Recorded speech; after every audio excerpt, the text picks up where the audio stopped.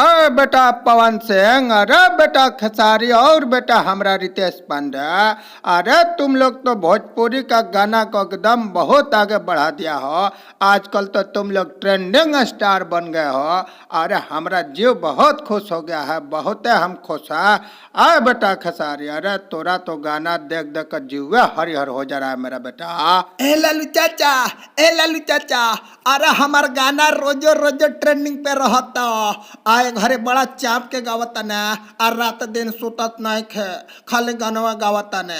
अबे हरुआ एगो हमार है गानवा सुनने है के ना, जौने बरात अरे तीसरा चौथा नंबर का ट्रेंडिंग करता लालू चाचा। अरे बेटा कौन गाना को कह रहा है रे? अरे जौन बबुआ को खुश कर दा, आरा में दोबारा फेराइबे ना, वो गाना बोल रहा है का बेटा? नहीं लालू चाचा, उ गाना ना, अरे हाउ गाना हा तेरे मेरे दरमियान। अरे जौन हीरोइनिया के हम गोदिया में उठैला बना, अरे बड़ा टनटनवा हीरोइन भी है लालू चाचा। ये गानवा हमार ट्रेंडिंग करता है बरा। अरे वाह रे बेटा, अरे जौना को गोदी में टंगा हीरोइनिया को तौन गाना कह रहा है तेरे मेरे दरमिया। अरे बहुत मजेदार गाना है तोरा, सुन एकदम हिंदी गाना की तरह लग रहा है, जीव खुश हो जा रहा है बेटा, मजा आ जा रहा है। और एगो तोरा एगो और गाना रहा जहर लागे लो, वो भी हम गाना देखे है, बड़ा मजा आ रहा है गाना। अब बेटा पवन सिंह, अरे तू भी आजकल ट्रेंडिंग स्टार हो, और तू तो शुरू से ट्रेंडिंग स्टार रहा हो पवन बाबू। अबे तुमने एगो बहुत सुंदर गाना गाया था, अरे कौन था, पुदीना वाला, तहलका मचाया। अब एगो देखा हूँ तुम तो हिंदी गाना गा रहा है, करंट वाला, और ओकरा में रैप सैप सब है, मजा आ गया बेटा पवन, तोरा गाना सुनकर हर ट्रेंडिंग कर रहा है बेटा। लालू चाचा ये आप लोगन का आशीर्वाद है, और यहाँ तक कि दर्शक लोग के प्यार है कि आज हमनी के गाना ट्रेंडिंग करता। अरे मजा आ गया बा लालू चाचा। अरुआ के बता दे हल चाहता नहीं लालू चाचा, अरे आरा में दोबारा वाला जौन गाना बा एकर टीजर भी रिलीज हो गई बा, और आजे भइल है।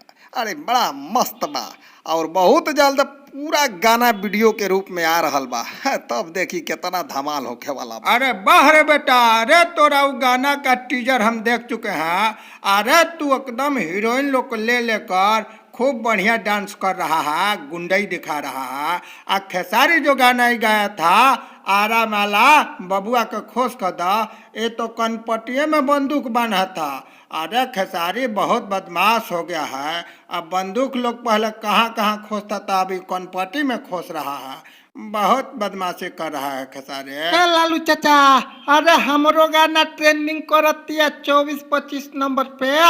अरे हमार गाना रुआ देखनी है का जे, अरे खाई के पान बनारस वाला खुल जाए बंद कोलकाता ला।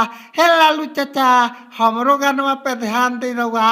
बुर्बक कहे का, अरे तोरा को भी तो बोले थे शुरू में कि तू भी ट्रेंडिंग स्टार बन गया है।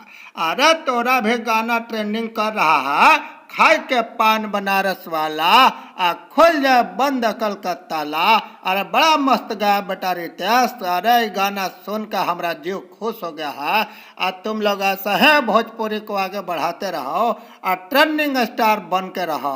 पूरा हम चाहते हैं कि हमारा यूपी बिहार का लोग मिलकर अब पूरा ट्रेंडिंग स्टार बने, हमारा यूपी और बिहार। जय हिंद जय भारत बोल के, और तुम लोगों से मैं यही कहना चाहता हूँ, चापते रहो, जीतते रहो।